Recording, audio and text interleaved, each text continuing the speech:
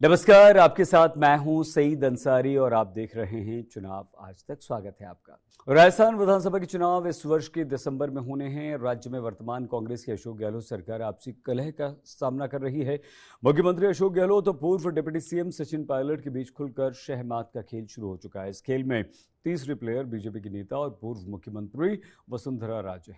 दरअसल सचिन पायलट पिछले कुछ दिनों से अपनी कांग्रेस सरकार पर यह कहकर हमलावर थे कि अशोक गहलोत वसुंधरा राजे के कार्यकाल में हुए भ्रष्टाचार की जांच नहीं करवा रहे हैं। इसके लिए उन्होंने एक दिन का अनशन भी किया। पिछले रविवार को अशोक गहलोत ने कमान संभाली। राजनीति के जादूगर कहे जाने वाले अशोक गहलोत ने चुनावी वर्ष में एक तीर से दो निशाने लगाए। गहलोत ने दावा किया कि पूर्व मुख्यमंत्री वसुंधरा राजे और बीजेपी के दो अन्य नेताओं ने कांग्रेस विधायकों द्वारा वर्ष 2020 में किए गए बगावत के दौरान उनकी सरकार बचाने में मदद की थी। उन्होंने पायलट के करीबी माने जाने वाले कांग्रेस के बाकी विधायकों पर निशाना साधा और कहा कि उन्हें बीजेपी के लिए पैसे वापस करने चाहिए ताकि वो बिना किसी दबाव के काम कर सके। हम आपको बता दें कि अशोक गहलोत के तत्कालीन उप मुख्यमंत्री सचिन पायलट और 18 अन्य कांग्रेस के विधायकों ने जुलाई 2020 में उनके नेतृत्व के विरुद्ध बगावत कर दी थी। पार्टी आलाकमान के हस्तक्षेप के बाद महीने भर का संकट समाप्त हुआ था और उसके बाद पायलट को उप मुख्यमंत्री और राज्य कांग्रेस के अध्यक्ष दोनों पदों से हटा दिया गया था।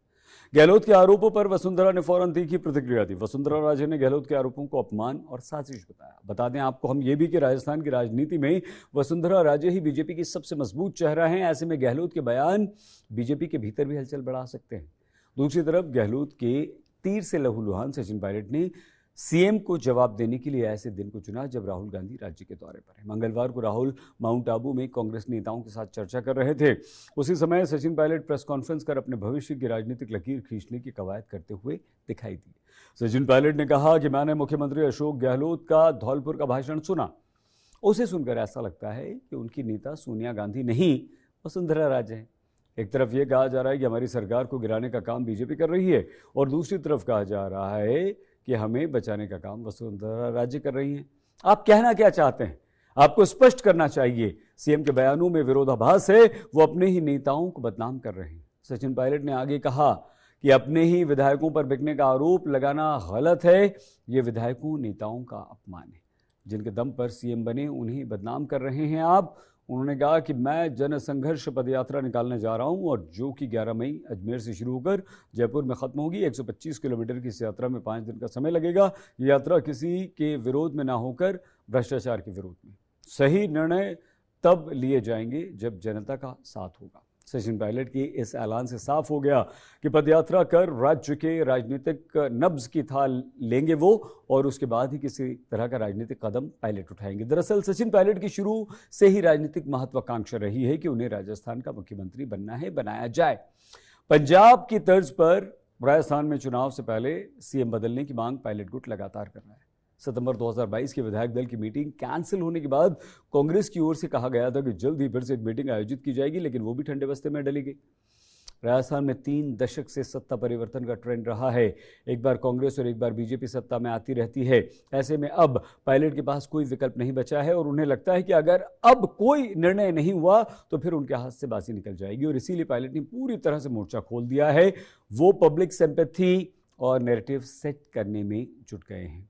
इस पूरे मामले में कांग्रेस हाईकमान दुविधा में नजर आ रहा है। कांग्रेस हाईकमान की चुप्पी पायलट को बेचैन कर रही है, जिसके लिए खुद सड़क पर उतरने का सचिन पायलट ने निर्णय किया है। सचिन पायलट ने प्रेस कॉन्फ्रेंस में इसका उल्लेख भी किया।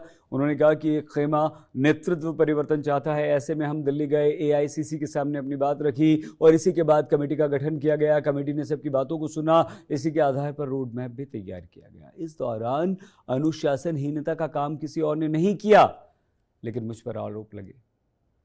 इससे मैं उम्मीद खो चुका हूं। आखिरकार यात्रा के द्वारा संघर्ष का निर्णय मैंने लिया। यानी साफ है निराश सचिन पायलट इस बार आलाकमान से भी सीधी डील करना चाह रहे हैं। दूसरी ओर सचिन पायलट कांग्रेस और बीजेपी दोनों पर हमलावर भी हैं।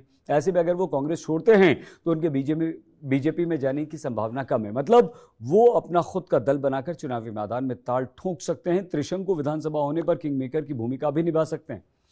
पिछले चुनाव में कांग्रेस की जीत में पायलट का महत्वपूर्ण योगदान था। तब कांग्रेस अध्यक्ष रहते हुए पायलट ने पूरे राज्य का दौरा किया। विशेषकर युवाओं में वो बहुत लोकप्रिय हैं और इस बार भी वो अपनी यात्रा की शुरुआत अजमेर से कर रहे हैं, जहां पर छात्र पेपर लीक को लेकर प्रदर्शन करते रहे हैं। यानी पायलट युवाओं को लगातार लुभाने का प्रयास कर रहे हैं। वहीं कुछ जानकार इसे चुनाव से पहले सचिन पायलट की दबाव की रणनीति भी बता रहे हैं। उनका कहना है कि यात्रा के बहाने पार्टी आलाकमान पर दबाव बनाकर पायलट अपने समर्थकों को अधिक से अधिक टिकट दिलाना चाहते हैं और दिला पाएंगे। साथ ही चाहेंगे कि पार्टी के भीतर उन्हें बड़ी जिम्मेदारी मिले। हालांकि पायलट का बगावती रुख क्या गुल खिलाएगा, ये तो आने वाला समय बताएगा।